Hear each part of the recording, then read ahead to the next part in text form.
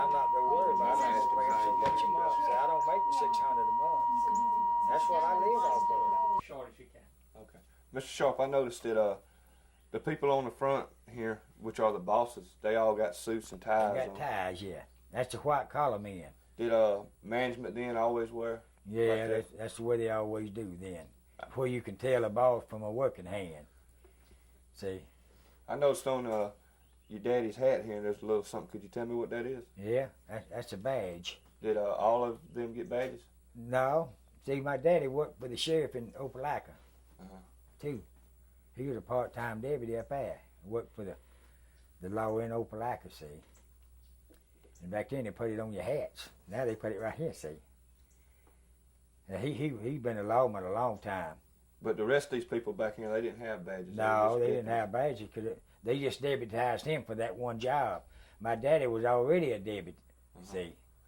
I know. He's there to see if all them others do what they're supposed to. You said your brother, he was with you too, right? My brother was standing down there with me. He's 4 years older than me, but he's still a boy. Well, what was it? Can you think of the youngest person that might have been in your group?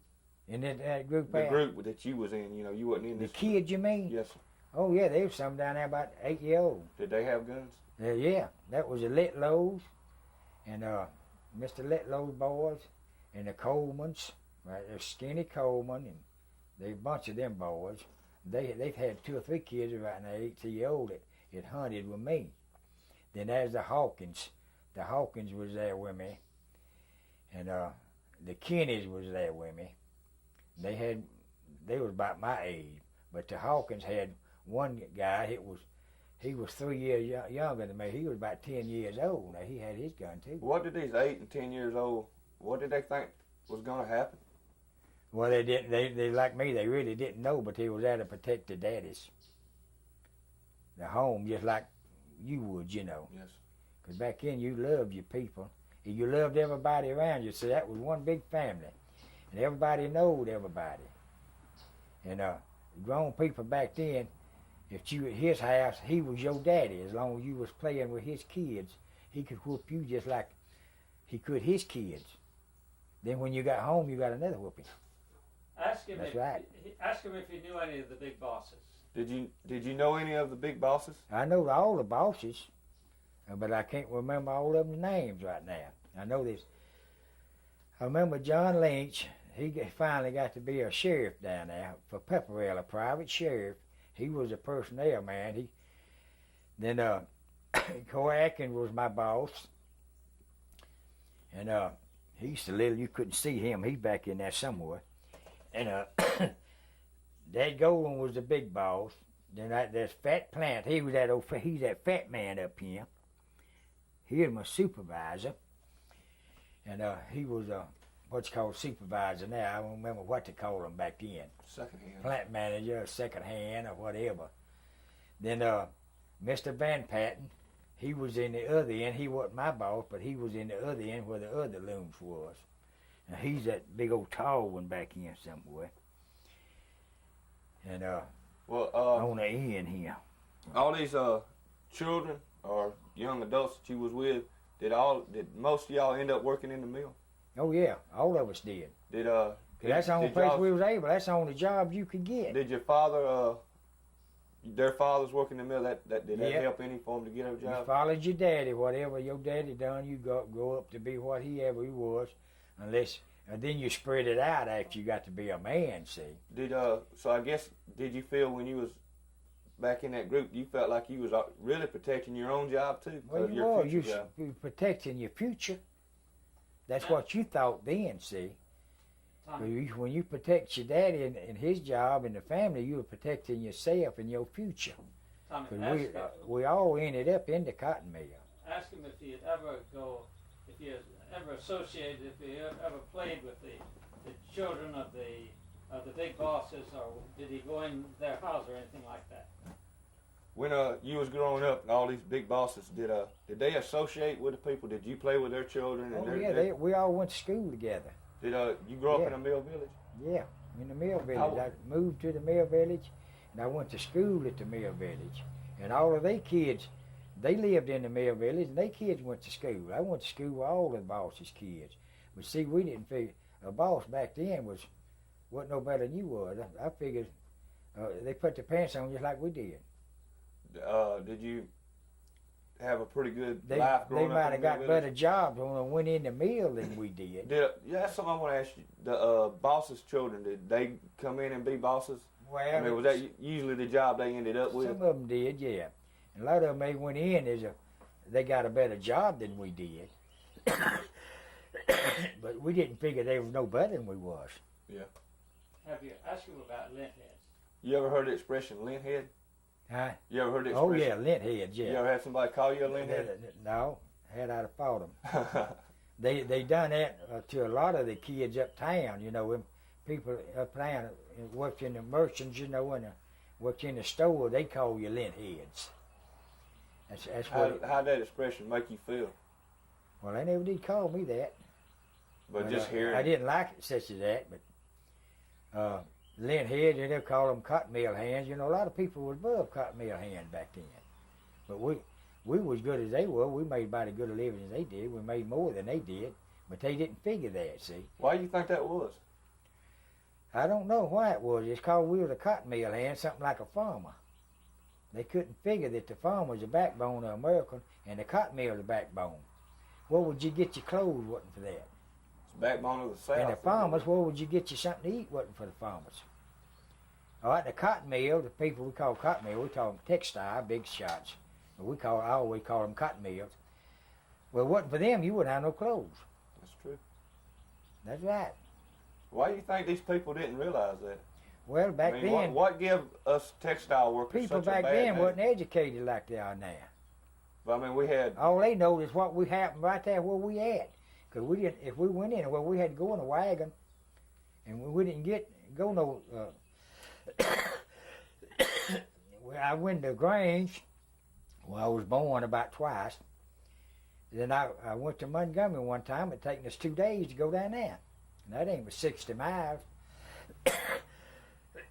Back then, you didn't go nowhere, but just right around where you live. You can't go much on a quarter, no way. I'm just kind of figuring out, even when I first started working the mill, I went to work in the mill when I was 16. Yeah. We still, for some reason, other people they don't now, but they look down on you. They do. I just could never figure out They why. look down on you now if you go to these big towns. The people do. Some people, not all the people. It's not as bad as it used to See, be. everybody's not alike. Everybody got their own opinion. And they got the right to have their own opinion. Ask him about going to school with Mama. Oh, remember going to school with Ma? Who? Ma. Moss. Ma, your wife's mother. Oh, yeah. Mm-hmm. Tell us. We all went to school together. They had 12 rooms in this place in front of the Opelika Manufacturing Company. Which is our Till they personnel built the pepper air school. Then I went to school down there. But she went to work then. And I went to school with her to start with. I remember a lot of them went to school with us. They had 12 grades. They teach you a while and them a while. You be quiet while they teach the other. Didn't have one teacher. Uh-huh. Then I went to Pepperell. We had one teacher, but they taught us everything. You know, they had different teachers for different things. Did most of the children you went to school with, did they end up working in the mills? Yeah. Back then, that's the only place to work. Back then. Because your daddy was a cotton mill hand. He wasn't able to buy nothing. To start a business or nothing like that. Because when you work in the mill, you live from week to week.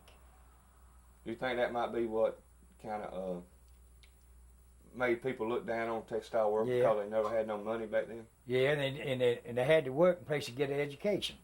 And people back then didn't have. My mother she didn't know A from B. She never wrote nothing in her life. My daddy and he had a pretty good education. He went to the 4th. But back then, if you go 6 years to school, you got more education than a college man. Well, did your daddy's daddy work in the mill? Huh? Your grandfather, did he work in the mill? No, he come from Ireland. Then how did your father get into textile? My granddaddy, I got his picture now. He come from Ireland to Griffin, Georgia. That's where my daddy was born. Then I remember when he died, he come on to Pepperell. I moved from LaGrange. Then they moved to LaGrange, And I was born right behind the Hillside Mill in LaGrange, because he was the boss up there before we come to Pepperell. See? Your daddy? Yeah, my daddy was in the mill. What got him? He said he worked in the mill 62 years. What got him in the mill? You know, how did he? Oh, I don't know what got him in the mill. Now I wasn't born. I don't guess, because he worked there 62 years. I know when I was 6 years old, moved down here. See, I've been living here over 65 years. Mm-hmm. And my daddy was a cotton mill hand. He was boss at Hillside Mill, and they give him a better job down here, so he could move down here at the Opelika Manufacturing Company. The mill wasn't running there. It was running at Pepperell. He worked at Pepperell, but we couldn't get a house. They didn't have enough houses. So we had to wait till they got a house and got the schoolhouse built before we moved in the village. Ask him about Roosevelt. About when Roosevelt, what he remembers about Roosevelt, if you ever heard him on the radio. So. You remember when Roosevelt started trying to make changes for the working man? Can you tell me a little bit about that? Yeah, well, my daddy, you know, he's a good friend of Roosevelt. We used to go to Warm Springs when they made it. And my daddy had sat out there and talked to Roosevelt. He sat out there and talked to us. He's the only president I ever saw. You mean? In my life. Actually was personal friends with him? He was a fella just like me and you, yes sir. He come to schoolhouses. He's been down here at this schoolhouse. He's the one that put America on its feet. Can you tell me a little bit about some of the changes you noticed in the mill where you worked at that he brought up? 12 hours, yeah. He went to 8-hour shifts. You know, taking some off of you and hired more hands. He opened the bank up and let you borrow money to buy your own place and all, see, back then. In Hoover days, now we was talking about Hoover days, see, you didn't have nothing. Because where you worked at, they got all your money. You just there. You wouldn't have enough money to, if you lost your job, to even move. And so Roosevelt, he went all down in the South here. And he talked to common people and tell them he's don't do this and don't do that. He come to the cotton mills. And he changed it from 12 hours a day to 8 hours. Did he actually go in the mills and see the working conditions? Yes, sir. He sure did. And he come to schoolhouses. And he talked to the kids. And he's the only president that I ever saw and really liked. Well, I've never saw that. He's the only one I ever saw. What kind of guns were those? Were they just y'all's personal guns? Or? Yeah, that's our personal guns. Everybody owned guns back then. See, that was part like of shotguns and rifles and. That gun. Was there any old muzzle loaders? Yeah. Look at Judy like I did the other day. Yeah. Actually, Judy, could you sing on this side? Okay. Now I'm going to feed you the questions, and you could always change them just a little bit to make them more comfortable. Okay. First one is, could you tell me what made people finally want to have a union? Okay. But remember, you're asking a question, so don't just do it rote. You know, like put some emphasis in it.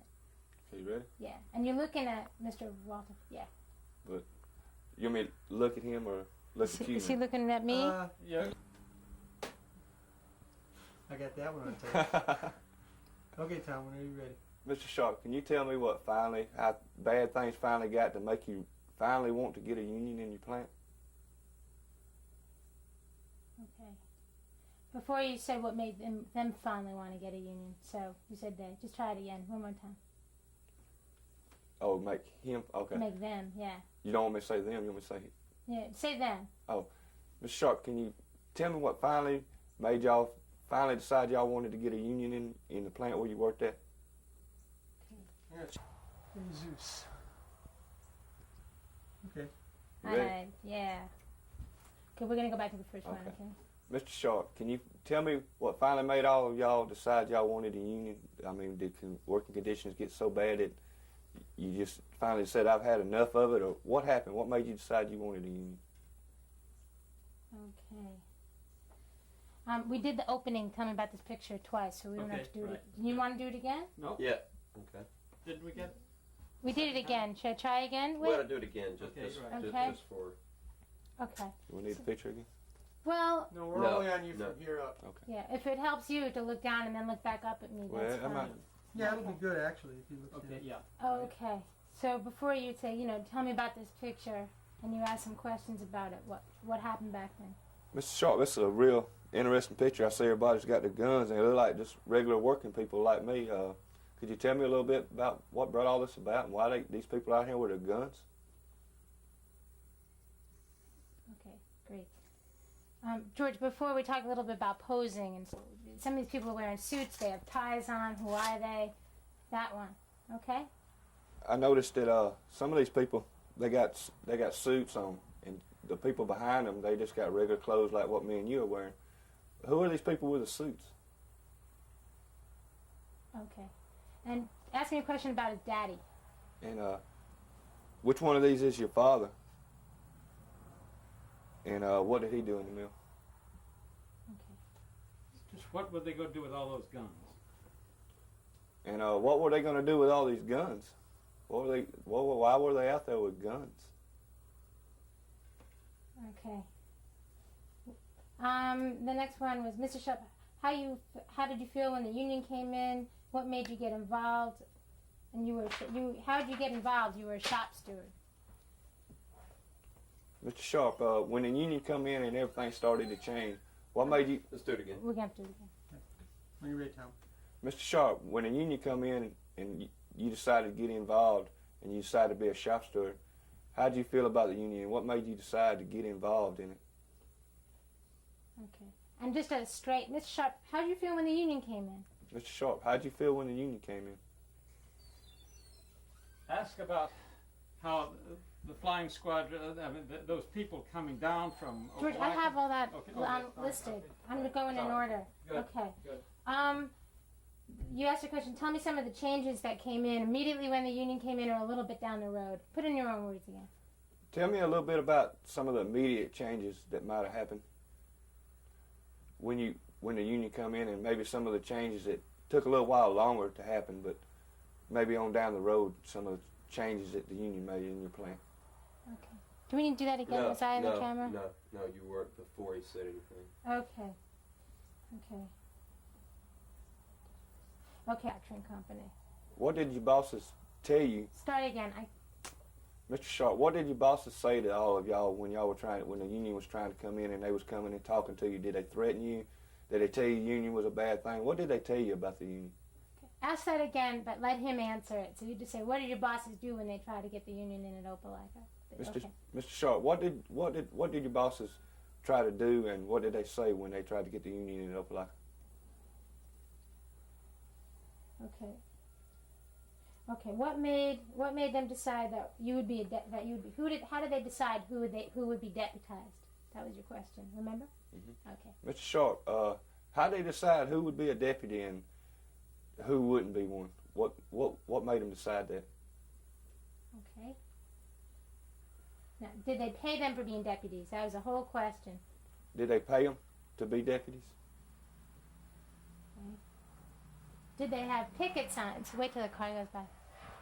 Did Slate? You could say, what were those union people carrying? Did they have picket signs? these union people that come down, did they have picket signs? Were they carrying sticks or any kind of weapons or anything? Could you ask where they came from? Yeah.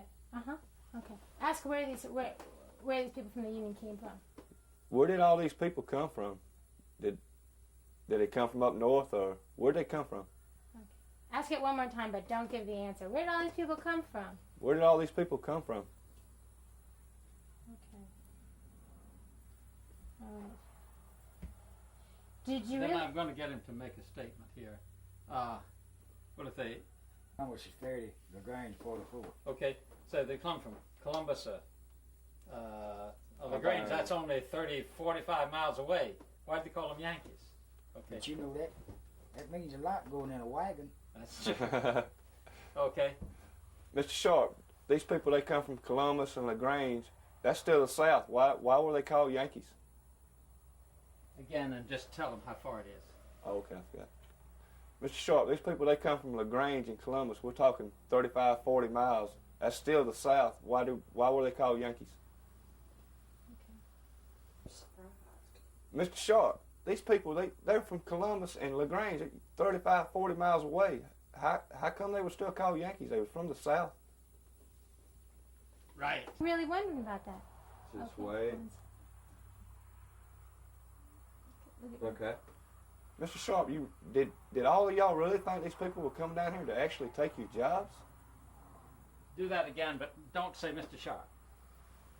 Do you really think these people were actually coming down here to take your jobs away from you? Okay? Was your question? Okay. You being a kid, only 14 years old, how did it make you feel to be standing there with a gun? Good. All right. Then you ask that in a shorter way. How did you ask it? Think about a 14-year-old there standing behind all those big men folks. How did it make you feel to be standing there with a gun? You get it on camera? You still have to pay them $1,500 to join. Yeah. Oh, never mind. I don't want. I wouldn't. Cost me $3,500 to get in. Yeah, it's just like y'all don't really understand. Were you ever called out on strike duty? Okay, now, when you were in the National Guard, were you ever called out on strike Okay. duty? When you were in the National Guard, were you ever called out on strike duty? Okay. The next thing he did was he explained the Minnie Coulter letter, George. It was one of the Minnie Coulter letters he Yeah. paraphrased. Do you want to do Okay, that? You want to do Okay. Mr. Sharpe, I got some letters here from some people that worked in the mills and when all this strike took about. This is from Minnie Coulter, and she says that she got laid off because she was working for the union. Did you ever see anything like that happen where you worked at? Okay. Now this letter was actually written before this strike took Yeah. place, wasn't it? Yeah. And did we didn't read a Okay, I think I got what you want.